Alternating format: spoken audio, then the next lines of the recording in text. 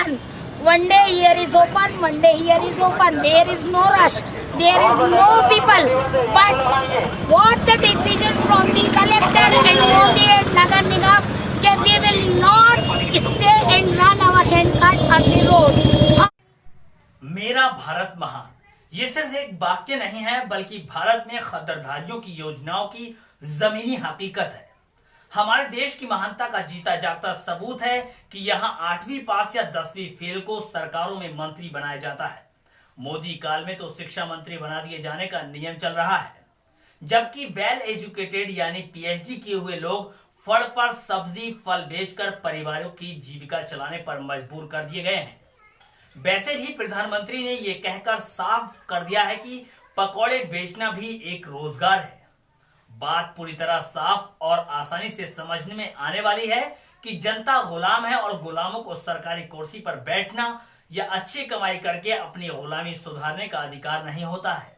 गुलामों को सिर्फ मेहनत मजदूरी करके ही रोटी खाना चाहिए।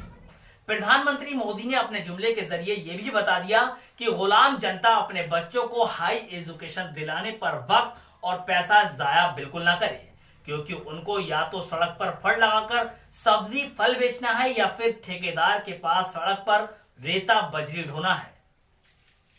आपने जिस महिला को फर्राटेदार इंग्लिश बोलते देखा, ये ना किसी यूनिवर्सिटी की प्रोफेसर है और ना ही अमेरिका से आई कोई टूरिस्ट है। यह है रईसा अंसारी, जिसने मटेरियल साइंस से पीएचडी की है, जो शिवराज के इंदौर में फल पर सब्जी फल बेचकर परिवार को पाल रही है। इतनी पढ़ाई करने के बाद भी फल पर सब्जी बेचकर गुजारा करना ना तो इसका नसीब है और ना ही इसका पुश्तैनी पेशा है। ये देश की सरकारों की नीति और देश की महानता का एक परिचायक है।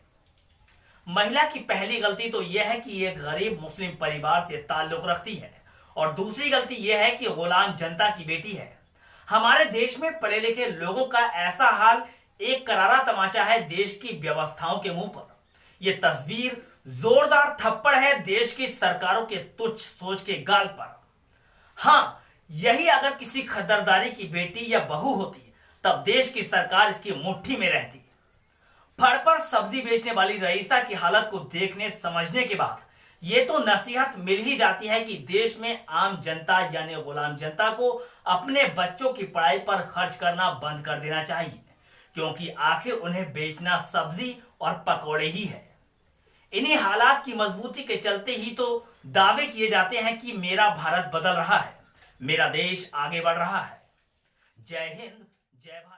Raisa Ansari. Here I am selling fruits and vegetables. All they are my friends and are my family. In each family there are 23, 24, 25, 27 members. How all they are will survive with their families?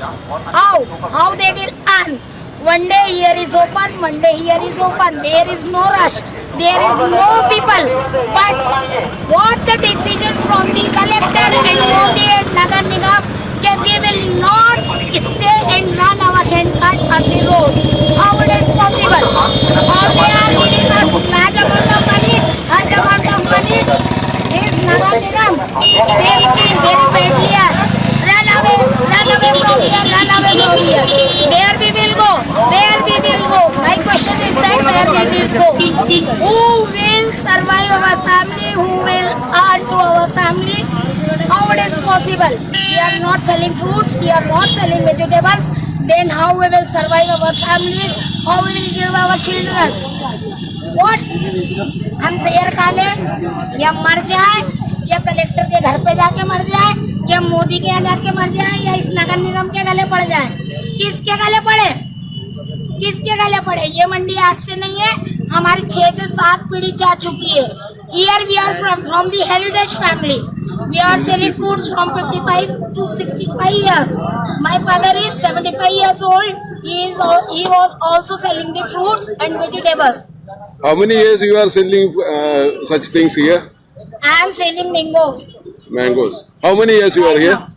From my age. What's your education? My education is PhD in material science. Then why you are not preferring any other job? I was there, but I am not ready to do job because private job is not a job. What's your earning today per day? Today there is no earning. So already normal days, how much you are earning? Here to there and rushing. Just sweating and money, bas, that's it. Nothing else. Then why do you are not approaching somewhere for getting job and other things? Who will give the job? No, you are a There is- PhD scholar. No. There is first question is that Corona is spreading from the Muslims. Corona जो है वो मुसलमान से generate हुआ है. तो who is ready to give me job? Because my name is Raisa Ansari, no, that's why no institutions, no research institute and no colleges and no nothing is ready to give the job for any Muslims and other communities. What is your What we name? will do? What's your name? My name is Raisa Ansari. In which stream you take PhD? My PhD is from DIVV. Which stream? Which subject? Stream, material science. Material Physics. science. In which year? MSc in physics. Which year? Which year? What say? Saal 2011. 2011. March. Viewers 50,000 बढ़ जाएंगे इसके 11 March. 11th March